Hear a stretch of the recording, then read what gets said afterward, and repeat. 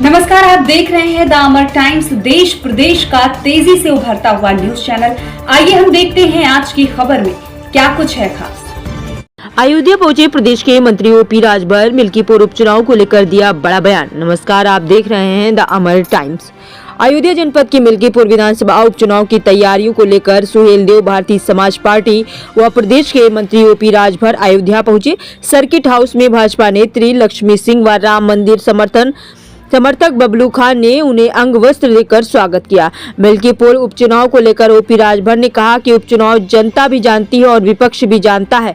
80% जनता सत्ता पक्ष के प्रत्याशी को वोट देता है। इसका कारण ये है कि विपक्ष अगर जीतेगा तो 2 साल रोना रोएगा कि हमारी सरकार नहीं है तो हम क्या करें। इस नाते जनता सत्ता पक्ष के साथ खड़ी रहती है। विपक्ष भी जानता है कि उपचुनाव ज्यादा सीटें सत्ता पक्ष जीतता है। इसका उदाहरण ये है कि प्रदेश में 9 सीटों पर 7 सीटें सत्ता पक्ष ने जीती हैं।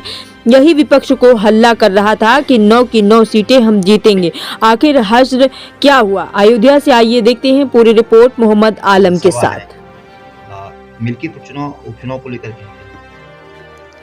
के उपचुनाव है और मिल्कीपुर में जनसभा करने के उद्देश्य से हम लोग आए हुए हैं। उद्देश्य तो वही है। अगर मिल्कीपुर उपचुनाव की बात करें तो किस तरीके से तैयारियां हैं, और क्या अगर बात करें तो विपक्ष भी लगातार कह रहा है कि हम चुनाव जीत रहे हैं, क्या कहेंगे? देखिए, बाई इलेक्शन जनता भी जानती है, विपक्ष भी जानते हैं कि जनता सत्ता पक्ष के प्रत्याशी को वोट देती है। इस नाते देती है कि विपक्ष अगर जीतेगा तो वो 2 साल रोना रोएगा कि हमारी सरकार नहीं है तो हम क्या करें। इस नाते जनता सत्ता पक्ष के साथ खड़ी रहती है। विपक्ष भी जानता है कि बाई इलेक्शन ज़्यादा सीटें सत्ता पक्ष जीतता है, जिसका उदाहरण अभी आपने देखा कि 9 सीटों का चुनाव था तो यही समाजवादी पार्टी के नेता भोपू लेके चिल्ला रहे थे 9 की 9 जीतेंगे, और 27 का सेमीफाइनल बना रहे थे। तो सेमीफाइनल तो बन गया 27 का, 9 की 9 जीत गए, एहसास हो गया। और रही बात एक सीट का मिल्कीपुर का, तो आप लोगों के स्क्रीन पर जिस दिन काउंटिंग की डेट आएगी आप देखिएगा, एनडीए प्रत्याशी जो भी होगा वो चुनाव जीतेगा। ये जनता की आवाज है, हमारी नहीं। अवधेश प्रसाद का एक वीडियो वायरल हो रहा है, गौ की सेवा कर रहे हैं और लगातार अयोध्या को लेकर टीका टिप्पणी भी करते, क्या कहेंगे मंत्री जी? वो दिखावटी है और कोई बात नहीं है।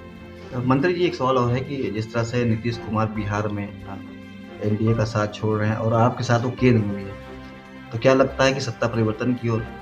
कहाँ छोड़ रहे हैं? अभी तो मैं कल था बिहार, परसों नरसों हमारी उनकी बातचीत भी हुई, ऐसा कुछ तो नहीं है। बहुत सारी अटकलें लगाई जा रही है कि वो ऐसे विपक्ष के पास कोई काम तो है नहीं। वो शिक्षा पे चर्चा करने के लिए उसके पास नहीं है, रोहिणी आयोग की रिपोर्ट लागू करने की बात नहीं, स्वास्थ्य की चर्चा करने की उम्मीद है, उनके पास समय नहीं है। तो ये बिना वजह की चर्चा विपक्ष करता है। तो किस तरह की तैयारियां? देखिए, सरकार कटिबद्ध है। कुंभ में लोगों को घूम घूम करके हमारे मिनिस्टर दूसरे स्टेटों में जा करके वहाँ निमंत्रण दे रहे हैं। वहाँ लोगों को यहाँ सुरक्षा, लोग आवें और आराम से लोग स्नान करें और लोग व्यवस्थित चले जाएं, इसके लिए सरकार कटिबद्ध है। पूरी तरह से सरकार महाकुंभ के लिए काम पे लगी हुई है। एक आखिरी सवाल है कि अभी गृह मंत्री जी का एक बयान आया था अम्बेडकर, और यहाँ पे कांग्रेस ने मार्च निकाला था और खुद ज्ञापन देते वक्त बाबा साहेब अम्बेडकर का जो पोस्टर था वो पैरों तरह कुचल कर ज्ञापन। देखिए, जीवन भर कांग्रेस ने बाबा साहब डॉक्टर अम्बेडकर जी का विरोध किया। बाबा साहब डॉक्टर अम्बेडकर गरीब, कमजोर, वंचित, शोषित, पिछड़े, दलित, अल्पसंख्यक की लड़ाई लड़ते रहे। किससे लड़ते थे? कांग्रेस से। कांग्रेस ने नहीं माना। बाबा साहब को 2 बार चुनाव कांग्रेस ने हराया। बाबा साहब डॉक्टर अम्बेडकर को केंद्रीय मंत्रिमंडल से रिजाइन देना पड़ा कांग्रेस की वजह से। और आज कांग्रेस बाबा साहब डॉक्टर अम्बेडकर के नाम पर सिर्फ वोट की राजनीति कर रही है। और माननीय गृह मंत्री जी का ये मकसद नहीं था कि बाबा साहब डॉक्टर अम्बेडकर का विरोध या कोई बात। बाबा साहब डॉक्टर अम्बेडकर के संबंध में माननीय गृह मंत्री जी का कहना था कि भाई आज जो आप अम्बेडकर जी कर रहे हो, तो ये बात अगर अम्बेडकर की विचारधारा को माने होते तो आज देश की ये दुर्गति नहीं होती। आज जिस बात को राहुल जी या कांग्रेस के नेता बोल रहे हैं कि पिछड़ों के साथ, दलितों के साथ, अल्पसंख्यक के साथ अन्याय हो रहा है, तो 50 साल तो शासन यूपी में आपका था, दिल्ली में आप लंबे समय तक शासन किए, तो आपने इन लोगों के विषय में क्यों नहीं ख्याल किया? आज जब हम लोग काम कर रहे हैं उनके लिए, दवाई का इंतजाम हो रहा है, रोजगार की व्यवस्था हो रही है, नौकरी जो कल तक बिकती थी आज ब्रिलियंट लड़के नौकरी पा रहे हैं, तो ये विपक्ष को बुरा लग रहा है।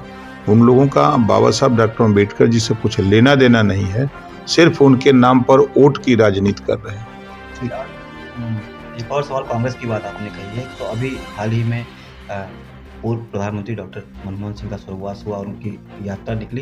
कांग्रेस ये एलिगेशन लगा रही है कि उनको वो सहूलियत नहीं मिली जो मिलनी चाहिए थी उनको। कांग्रेस के रेजिंग में बाबू जगजीवन राम जी की डेथ हुई थी। कांग्रेस ने उनके साथ क्या सलूक किया था याद है? कांग्रेसियों से पूछिएगा। आज के समाचार में बस इतना ही। हम मिलते हैं दूसरी खबर में, तब तक आप देखते रहिए द अमर टाइम्स।